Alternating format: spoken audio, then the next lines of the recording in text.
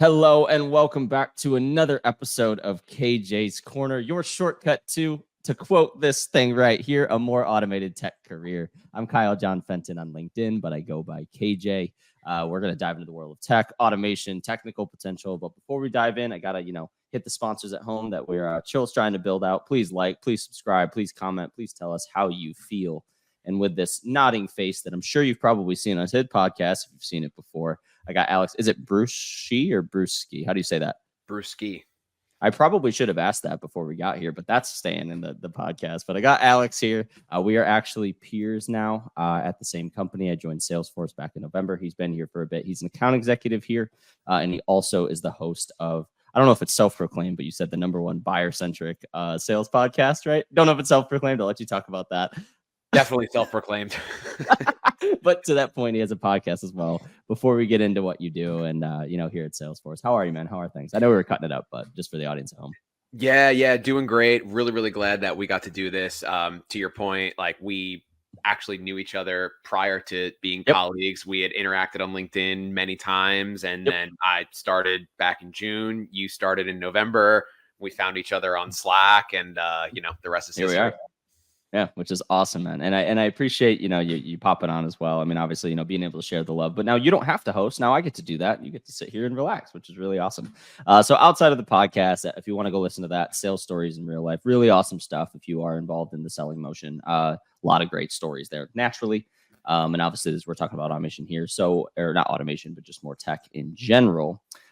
You are an account executive at Salesforce. I think people know what Salesforce is, but I would love to hear the account executive pitch on what Salesforce is, and then ultimately what you do specifically as an account executive. I think people would benefit from hearing that. For sure. So Salesforce, we bring companies and customers together, right? Like one thing that I will say that impressed me so much about Salesforce, and I think this is maybe something you run into as well, is that people think Salesforce does CRM, and obviously we do, and we do it very well, but just the breadth and width of solutions that we can provide is unreal.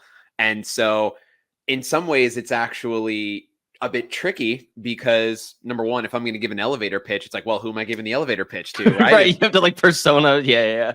Sales Cloud, Marketing Cloud, service, right? It's like, I can go on and on and on, and I don't know what's relevant to that specific person, but what I would say is that, man, what a just master of asking questions and doing discovery you have to be as a Salesforce rep. Because as I just mentioned, we could sell essentially anything to anyone, and knowing what's relevant first before just diving in and saying, oh, well, we can help you with CRM. And it's like, maybe they don't need a CRM. Maybe they have a CRM that they're happy with, but maybe they really need a service solution. And it's like, if I just go dive into one thing first. So roundabout answer, way to say we bring customers and companies together.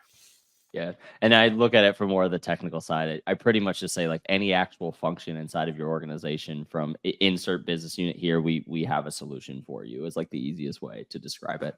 And you said something that's key, is kind of like on discovery, right? And I think there's different motions, and I'm sure we'll get into that as we go through your career, but like there's different motions of, like, we are like a true enterprise, like software, like this is a change management exercise. This is executive alignment. This is all business units getting aligned to it. So there will be differences in probably how we look at a selling motion, because you're looking at it from that lens versus something that might be product-led growth or something that has one specific function.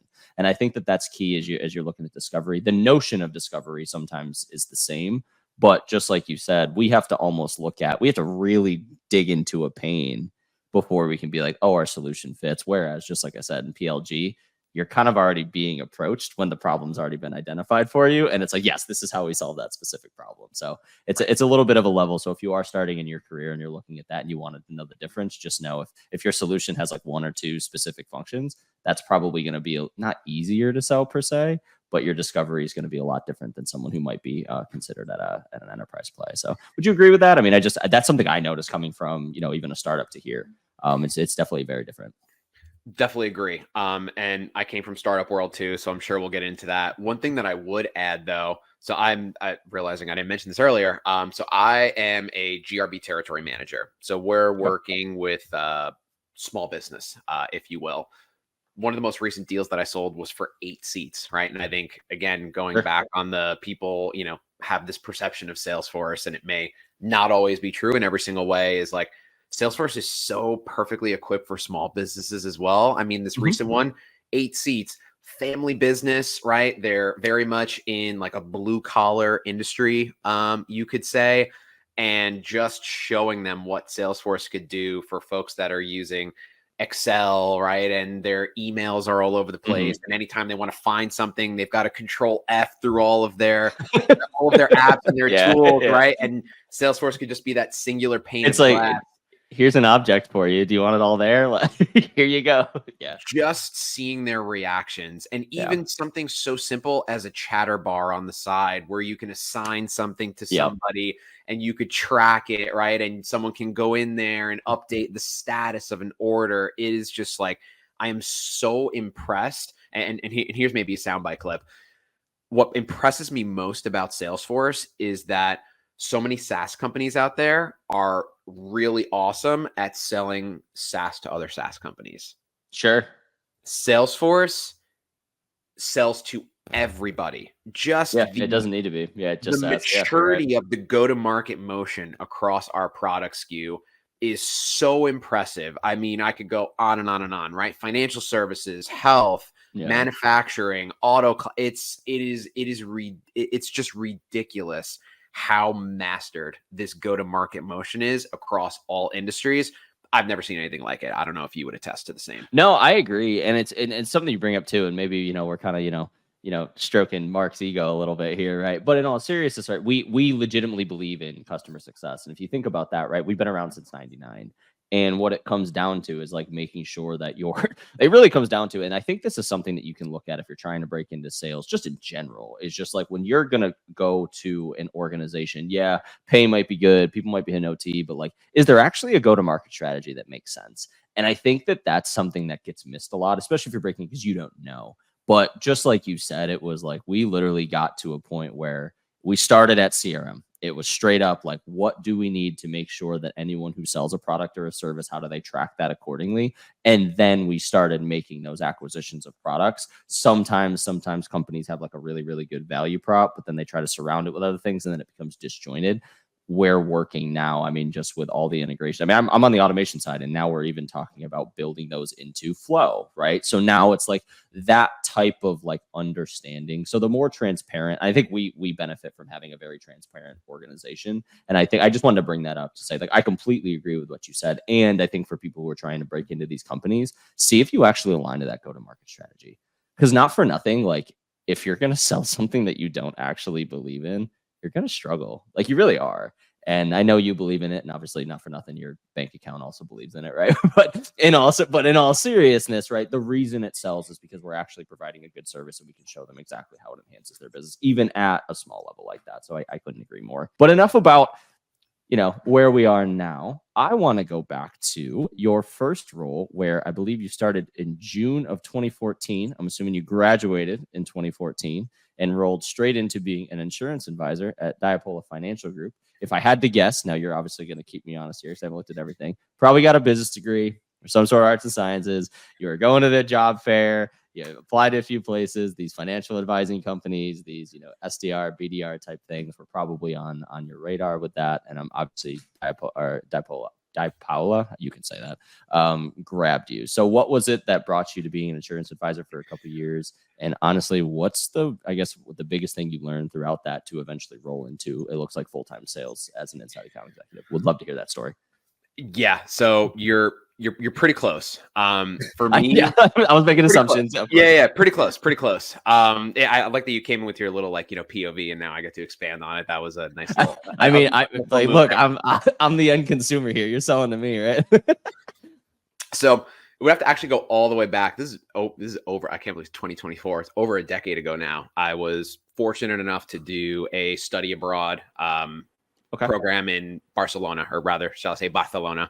And Barcelona, the Spain Spanish, that just like totally changed my life in so many ways. I'll keep it brief. Like, at that point in my life, like, my perspective was like, I'm a kid from New York, and then I went and I was studying with kids from France and kids from Italy and kids from Spain and kids from the Philippines, right? And it's just like my perspective just like totally exploded to like, sure. I'm a human on earth, right? Like I'm not just like some kid from New York. So that was really, really, really life-changing for me in many ways. I came home from that, study abroad session, and I was one semester away from graduating. And I don't know if swearing is allowed, but I got back. It is. You're good. Cool. Yeah, you're I fine. got back and was like, well, shit, I've not done any Right. work towards finding an internship, right? It's like the semester before you graduate. Yeah. Like, you got to And no one really pushed you either. Yeah. Exactly. I mean, I was, having the time of my life in Spain. So I go through and, it's like a month before internships are happening. So I'm like pretty scrambling at this point. Like and I remember I saw it. Too, like. Yeah, exactly. It was, DPL Financial Group. And I remember like thinking to myself, I was like, I'm like, I'm good with numbers, like statistics was like something that I was like naturally very good at, like, calculus and all that. Definitely not. But like, statistics and like numbers and like finance, like always intrigued me. And so I went for it, had an interview, people were cool. I joined. Funny story. I had no clue what we did for the first month. I was just like, I mean, does anyone at 21 years old know what they're doing? touche. I'm there just like, just blending in, doing whatever. And then I remember just one day it was like, okay, like I should probably actually start doing something and like gaining some skills. And so I go into our boss's office. I said, hey, like, I'd love to figure out a way to be involved more. I would even love to be compensated, right? It was an unpaid internship. That was still, kind of a thing at that point, and I was happy to do so. And I remember he just like opens up his drawer and just throws me this list of old recycled leads, and he goes, call these and make appointments. Wow. And I'm like, yeah. And I'm just like, all right, sure. Okay. Yeah. I'm just like, okay. I know, like I have kind of a natural knack of talking to people and connecting with people. So no way. You know how to talk to people? That's crazy. So, I'm just so like raw and just green at this point. I remember I'm like making these calls and I made 5 appointments for like off of like a recycled lead list. And I remember like at the end of the day, I walk into his office and I'm like, I genuinely just no clue. I'm like, I made 5 appointments, and he like nearly falls out of his chair. And I'm like, is that good? It's like I had no idea. I had no idea.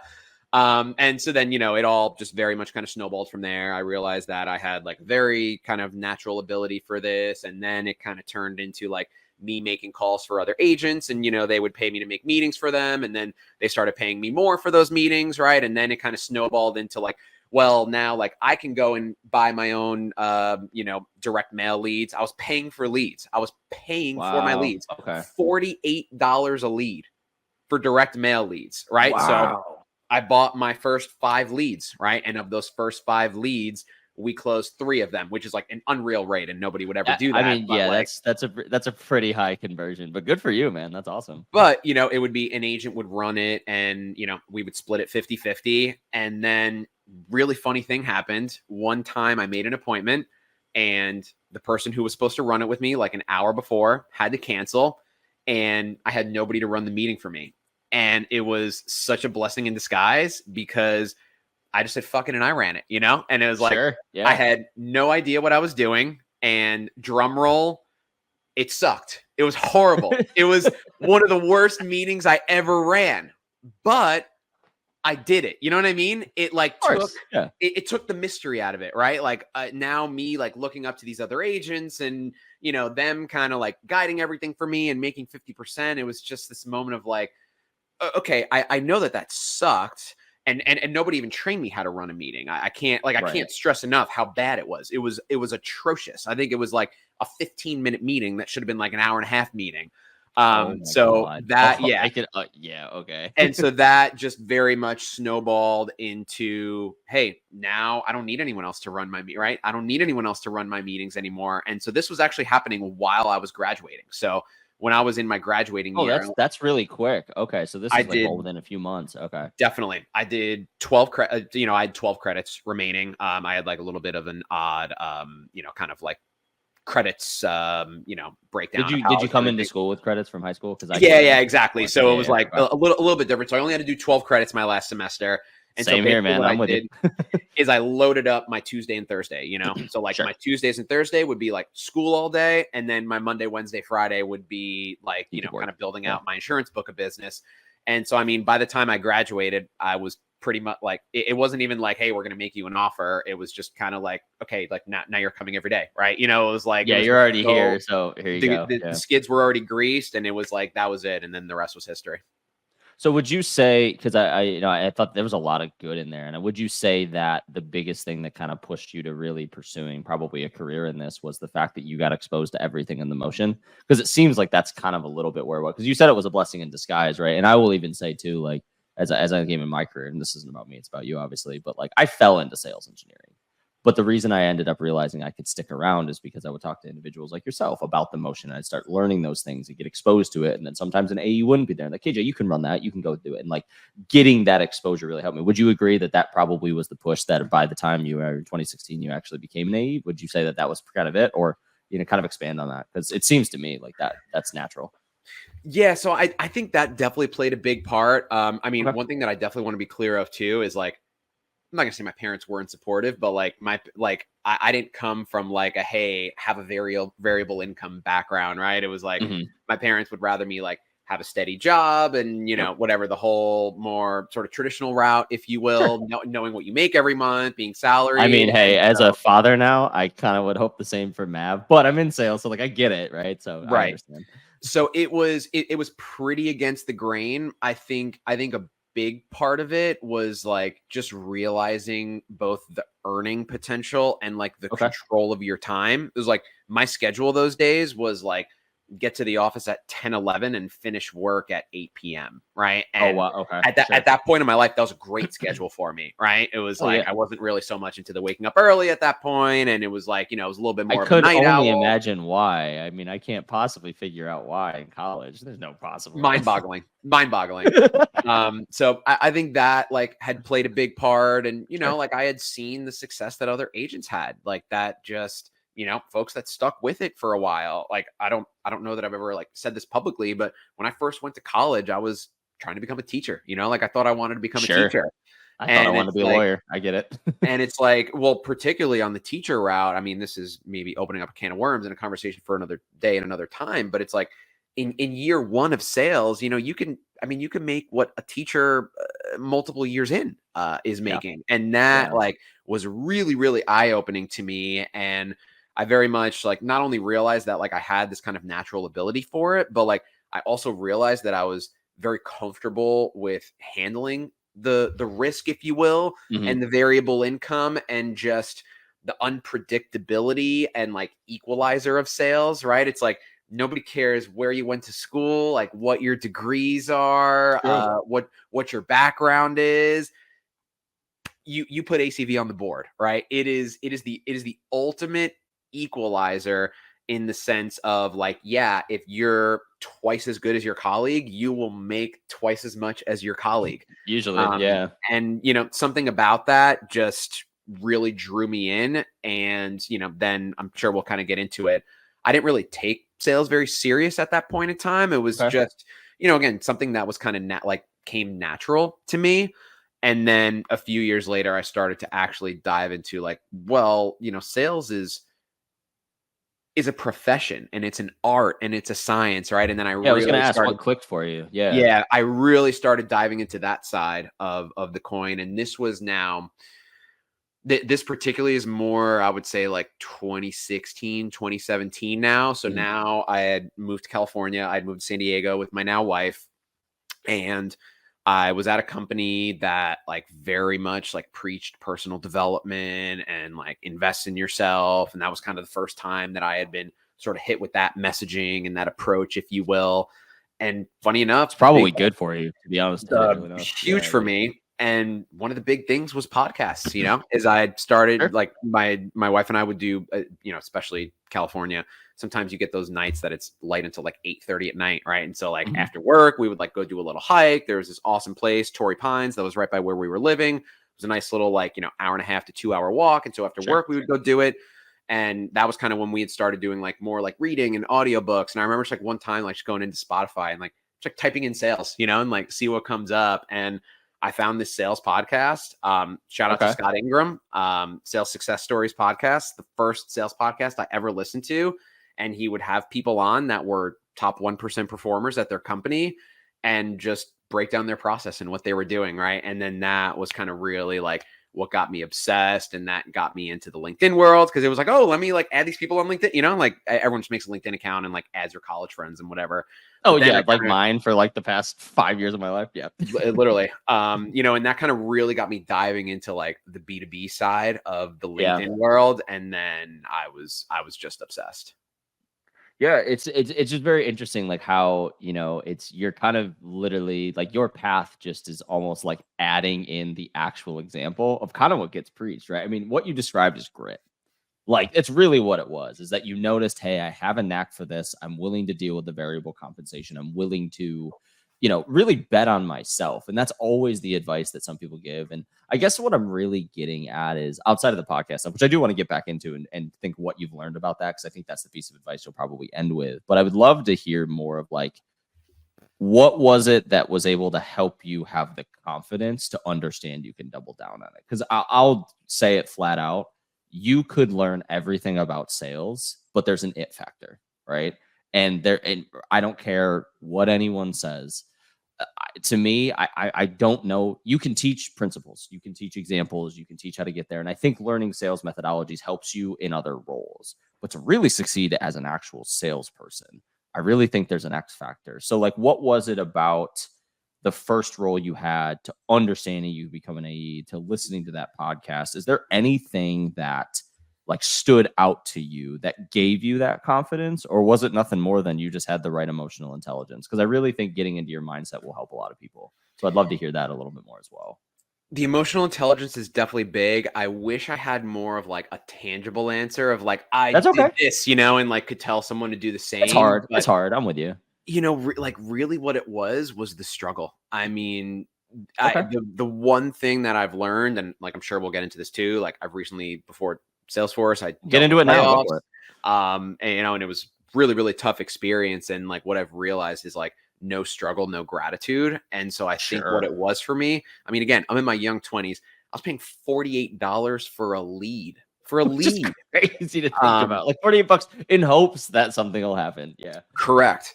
You know, this was 2013. We weren't so remote friendly and you know, global and national reaching from the confines of your home, if you will. So I was driving to people's houses, meeting them in their houses Wow. at Okay. their kitchen table. I would sign them up for a life insurance application.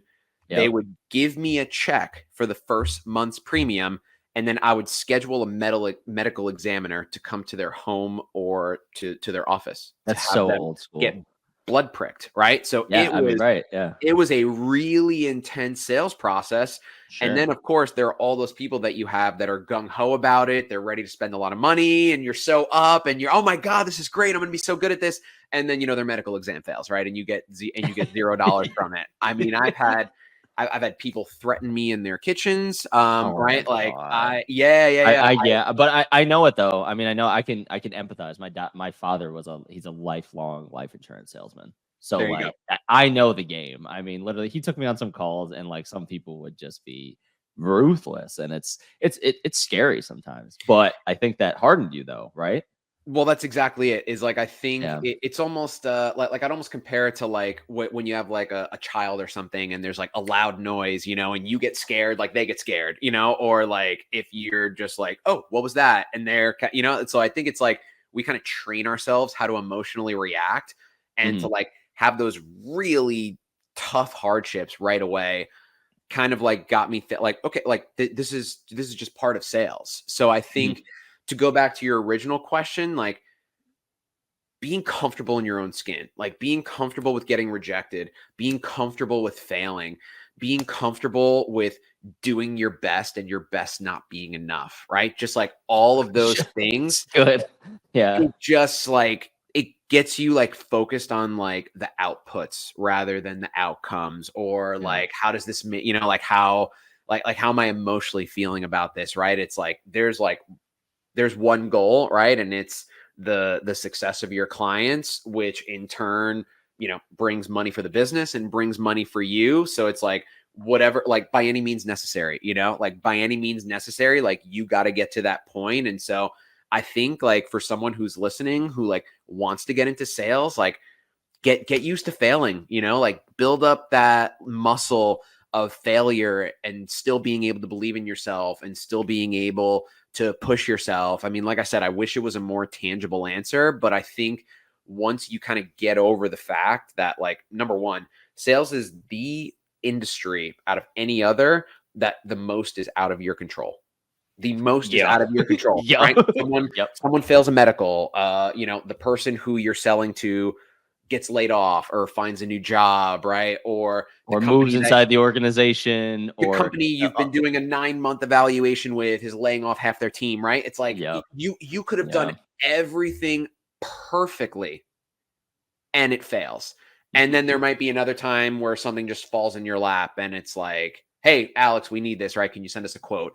So it's like just being able to like stay even keeled through all that. Like if you're trying to get into sales, like just get past 3 years, right? Like just do it for 1,000 days. That's good advice. And get to that point where whatever happens, I don't want to say it doesn't affect you, but minimalizes how much it affects you, and like just be able to push through no matter what. Like you'll eventually find your way into sales. But a big piece is that you also have to work on improving yourself constantly. Yeah. Like there's no industry standards. Like selling in 2024 is going to be different than 2023 and different than 2022 and way different than a decade ago and even more different than 20 years ago. Like it is a constantly changing playing field. It's constantly changing. So like you have to be willing to change. And I think that goes part of like not like taking yourself too seriously, right? Like you have to constantly be ready to change. You have to constantly be ready to fail. You have to handle success in a way that doesn't make you arrogant and doesn't make you comfortable. Which can be hard if you get a massive commission check sometimes. Like, I mean,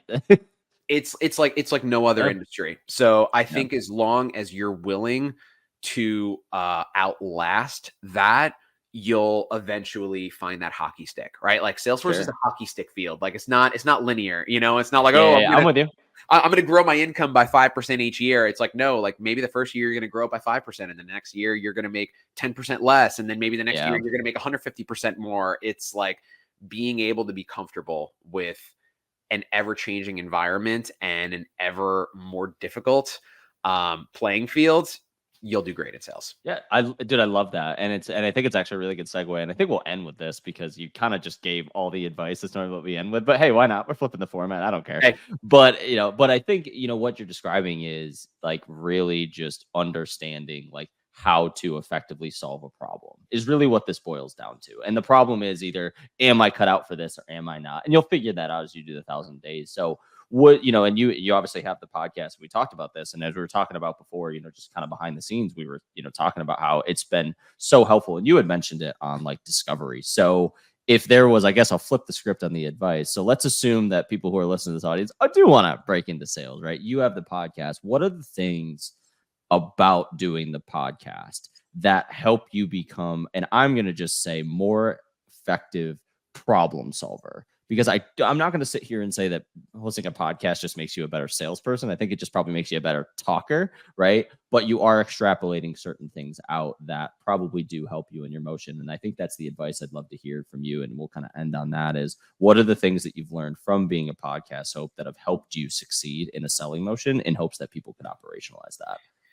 So I've done a lot of rambling. This one is going to be a little bit more succinct because I'm very passionate. Dude, this is your episode, man. Go nuts, dude. Is the perspective. So like particularly when I was earlier on in my sales career, and maybe someone is thinking like this today, this is obviously not a shot. Like I was where you were if you're thinking this, but I think as salespeople, we tend to think like, what can I say to flip this person? Or what can I say to push this sale, right? Or what can I say to help them understand my point of view? When you're hosting a podcast, it's the exact opposite. What can I ask to get the guest to talk about this topic? Mm-hmm. What can I ask the guest to get them to say something that's helpful for my audience? And now when you're on a sales call, what can I ask this prospect that helps them view their business problem in a different light, in a different perspective? how can I ask a question that helps them see that my product can help them?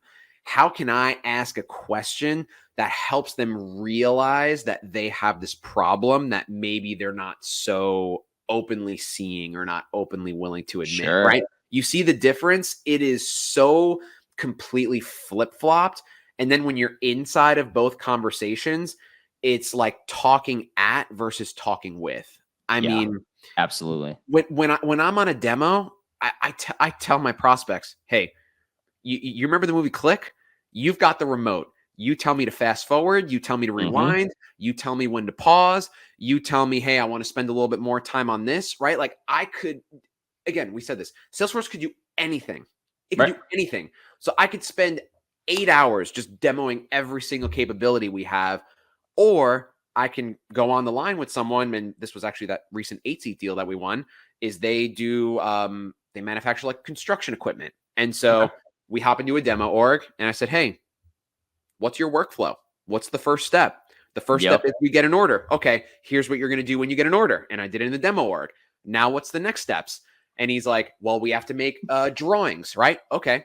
And who are you going to assign that to? Right. And so I put in the note, assign it to someone, do the drawings. And then after that, it's, hey, our drawings have to get approved by the customer, right? And so I'm having them tell me what's your workflow and then doing their workflow in front of them rather than just saying, hey, Salesforce can do this and this and this and this and look at this and look at tasks and look at chatter. It doesn't matter if it's not relatable for them. So I think what the podcast does is it helps you be more relatable to that individual who you're speaking to and thinking of it more as they're the star and you're empowering them to be the star versus I'm the star salesperson. I'm going to flip them, I'm going to get them to sign on the dotted line. It's like, no, like a big shout out to Nate Nasrallah, my good friend. Buyers close deals, right? Sellers don't close deals. Oh, We dude, yeah, they buy guide from them to us. We don't closing the sell. deals. That's Like exactly right. we guide them to closing the deals. We don't close the deals. So that perspective shifter has such massive ramifications on the way you do everything in a sales process and in sales. So that would be my biggest takeaway from that.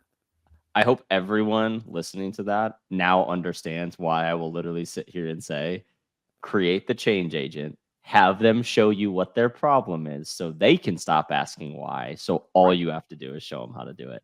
And once I learned that, right. And from an SE perspective, it's a little bit easier than what you described because it might be a super technical thing. So I might have to come in it. But the sentiment's exactly the same. And in automation, it's the same concept. Tell me exactly what you're doing so I can identify what your problem is so I can take two approaches. Should you improve the process or do we keep it as is and we integrate it? Right. But I'm never going to know that until you go through exactly what you said. So honestly, I'm leaving it at that because thank you. That was just beautiful. And not for nothing, probably explains why you've been successful here. And you'll probably be successful for a pretty long time. So just want to make sure you get those kudos. Very, very much appreciated. And speaking of shifting perspective, just even you saying that just like got me thinking. Go Even ahead. like here's like I'm a big analogy guy. Bear with me here. It's almost like imagine you're in a clothes store and you see like this awesome outfit on a mannequin. Like, will you buy? Sure, maybe. But what if you try on the clothes and you try on the clothes in the dressing room, right? Like that would be kind of the best way I would describe it is like Yeah. instead of like showing like the possible or, whatever, like selling the dream, Art of the like possible. Yeah. Yeah. sell them the them in the dream, right? Like let them try on the clothes, let them see themselves in the clothes and feel the clothes instead of looking at some like mannequin dressed up and like, oh, that's cool, right? Like just the emotional difference. I mean, we will never like give emotional sorry, that's not the best way to say it. Like, we will never admit how emotional sales is because we all want to think that like we're Yeah, you want to be rational hard and tough and blah beings. blah blah. Yeah, yeah, yeah. Selling is so emotional, right? Like when Absolutely. you're making them the star, they're happier to share more. They're not going to ghost you, right? They're going to actually tell you no because you cared about them. I mean, Yep. I've had this last deal that I sold. I pitched them 5 seats. I said, hey, look, I know you're a small business. I know that you told me budget is a concern. Let's start you off with 5 seats. I Sure. sent him a quote and he actually comes back, says, hey, actually, we want 8. How often are buyers asking you to spend more money, right? Like They do when you've built a good relationship. exactly that. Yeah. Exactly that, right? It's they're the star versus you. Like that's the biggest concept here. Like make the prospect and the customer the hero, and you're just the servant, right? Like, Yeah. and obviously that doesn't mean that like you can't like No, challenge them. you're good. Don't worry about it. I think people listening will understand, but it's and to round it out and close us out, because this has actually been an awesome chat. I'm actually really glad that you work here, because this just proves I picked a good spot. But it's something I had heard from one of my old leaders named Mark Davison. He started out his orientation and said, "Don't lead with the golden rule, lead with the platinum rule." And it was, who cares how you want to be treated? Treat them how they want to be treated. And it's so similar in this perspective, and you exactly described it. I think of all the big deals that I was a part of. When they wanted more, they came to us and asked for more because they already knew the value proposition and they wanted our perspective. And I think it just comes down to relationship selling, and not for nothing. It's I think we're good examples of like non-sleazy people operating in the sales motion. You know what I mean? Like I genuinely do care about people on the other side. Like if I'm going to sell you a bill of goods, I'm going to feel bad about it. I don't want to do it. And I'm sure you feel the same way. And it's kind of summarizing everything you're saying. So I love it, man. Well said, dude. I'm really, really, really glad we got to do this. Thanks so much for having me. I know that you and I will be chopping it up on Slack. Oh, absolutely. Yeah. And I mean, what a world we live in where like you and I could be literally opposite sides of the country from each other, working at an 80,000 person company together. We would never in a million years bump into paths unless it was like a Dreamforce or something. Sure. But like we've got this LinkedIn world and this Slack world where like now, I mean, you and I obviously see eye to eye on many, many things, and I'm sure this will more than I actually thought we did. Yeah. Really and I'm sure this will continue to blossom into an awesome relationship. So really can't thank you enough for having me, KJ. Dude, likewise. Seriously, thanks for coming on. If people wanted to connect with you, I know you're probably totally cool with people connecting with you on LinkedIn. Yeah. Connect with me on LinkedIn. Find no the pitch podcast. slap. No pitch slap. Straight to the other folder. Don't pass go. Don't collect $200. Which I didn't realize was even an option. I know you like that one. You can check out the podcast on YouTube. If you go to YouTube and type in SSIRL, Sales Stories IRL, it'll actually take you right there. We've had some awesome guests. The point of the show is pretty much exactly what I spoke about. Instead of studying seller behavior, we study buyer behavior. So I have professional buyers and professional salespeople come on and talk about memorable buying experiences. So rather than learning like, hey, if you're a salesperson, do XYZ, or if your customer says X, tell them Y, it's, hey, I bought because of X, or hey, I bought because of Y, or hey, Z was a really big turning point for me in the buying process. It will completely change your perspective on all things sales. So make sure you also continue to tune into KJ's Corner, because you can get the background story and you can get the why. And then Sales Stories IRL, you can get the more tangible buying examples from those similar people.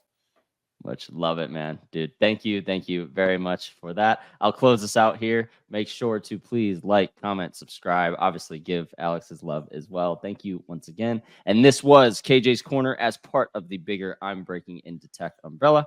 I'm your host, KJ, and I will see you next time. Cheers, guys. Cheers.